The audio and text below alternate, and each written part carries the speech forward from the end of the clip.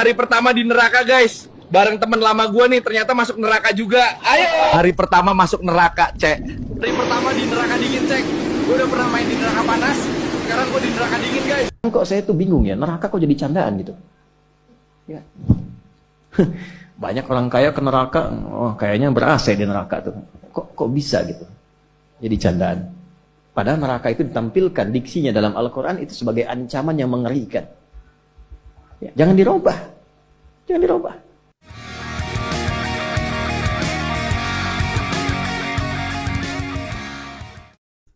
Selamat malam dan jumpa lagi dengan Pak Git. Kali ini kita akan mengupas masalah AI ya teman-teman. Jadi tadi ditampilkan itu AI, jadi AI yang pada saat di neraka gitu ya. Ada gambaran orang sedang di neraka. Ya sepertinya hal ini seperti bercanda lah gitu. Kemudian ditanggapi oleh Ustadz Adi Hidayat ya. Tapi kalau Pak Git lihat ini sebetulnya nggak ada hubungannya dengan konten tersebut, karena isi bunyi dari Adi Hidayat itu menyatakan bahwa kalau seakan-akan surga itu dingin ada AC, padahal surga itu mengerikan, ini jangan dirubah katanya. Itu menurut Adi Hidayat. Demikian pula menurut MUI gitu.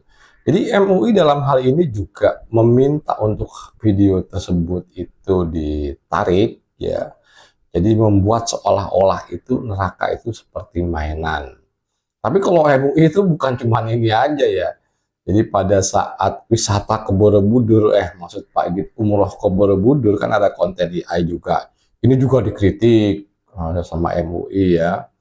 Kemudian kalau kita ingat dulu film His Only Son ya, jadi film tentang Ibrahim memotong atau mengorbankan anaknya, tapi ini versi katakanlah Kristen atau Nasrani gitu. Nah itu kan yang disembelih itu Ishak gitu, maksudnya yang dikorbankan tuh Ishak bukan Ismail. Ini pun dulu film ini itu dilarang masuk ke Indonesia gitu. Yang artinya ada pendapat salah satu anggota DPR itu menyatakan kalau ini adalah cerita sesat gitu. Karena menurut dia cerita yang benar adalah Ismail gitu. Nah yang Pak Git pertanyakan, kenapa sih kita harus anti dengan pendapat orang lain gitu. Jadinya kalau di sini kita Islam itu katakanlah paling besar jumlahnya di Indonesia, kalau sudah menyatakan A itu doktrin sudah gitu, yang lain salah dan nggak bisa masuk. Artinya begini, pernyataan Adi Hidayat tadi ya yang menyatakan ini kan digambarkan oleh Quran gitu, ini mengerikan gitu. Jadi kalau Pak Agit bilang ini semacam doktrin lah gitu, kan nggak semua orang percaya dengan Quran ya, nggak semua orang percaya dengan Quran ya. Walaupun ada lah misalnya di Kristen atau Hindu, ada Buddha, ada konsep juga tentang neraka ya dan surga, walaupun tidak sama banget ya, tapi ya sedikit-sedikit tuh ada mirip-miripnya gitu ya. Nah ini kenapa hanya umat ini yang tersinggung gitu, yang merasa ini adalah milik mereka gitu. Surga neraka ini adalah istilahnya tuh dimiliki oleh konsep-konsep mereka, konsep yang lain itu nggak benar. Padahal satu pun dari kita tuh tidak ada yang tahu keasliannya gitu. Yang mana surga itu yang seperti digambarkan ya entah di kitab-kitab manapun gitu ya. Kita satu orang pun nggak ada yang tahu loh. Artinya nggak semua orang meyakini itu. Contoh kalau dulu ada sebuah konten tentang surga dan neraka ya. Haryanto Halim, kalau teman-teman ingat Haryanto Halim, kalau ada surga dan neraka saya pilih di neraka, kata si Haryanto Halim. Di situ malah enak, ketemu Marilyn Monroe, ketemu Michael Jackson gitu. Wah kalau nanti gabung di surga ketemu para orang-orang yang solo malah nggak asik ngobrolnya.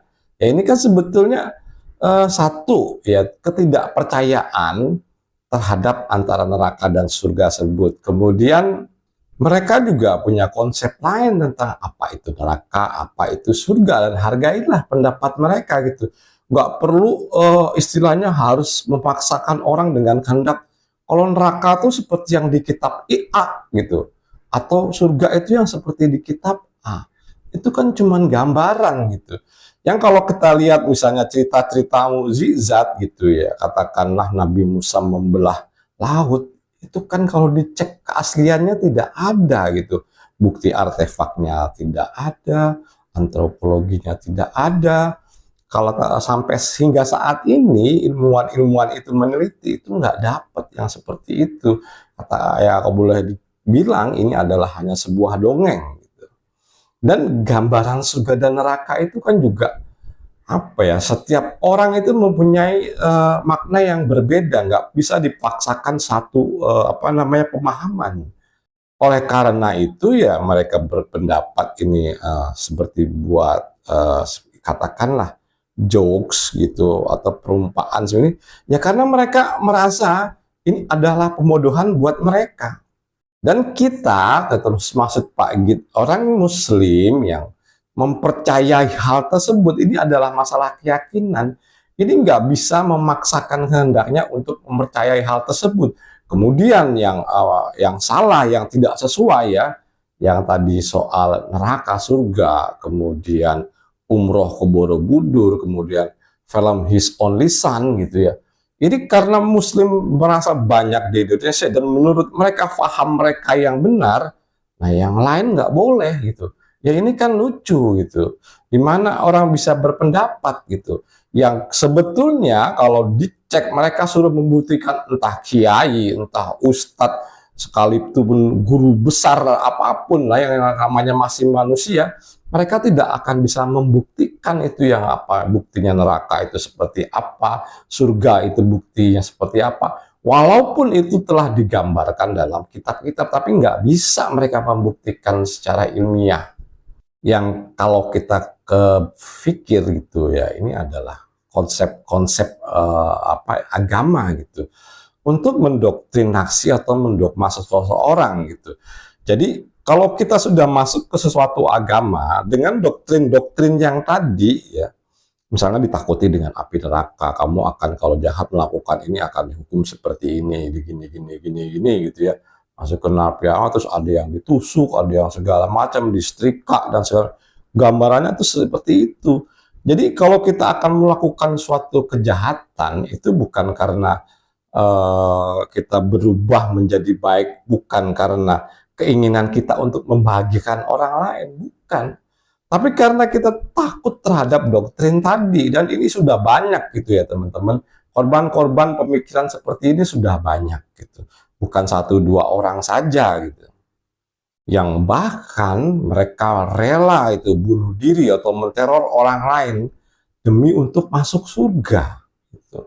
Yang diiming-imingi nanti ada 72 bidadari dan segala macam lah.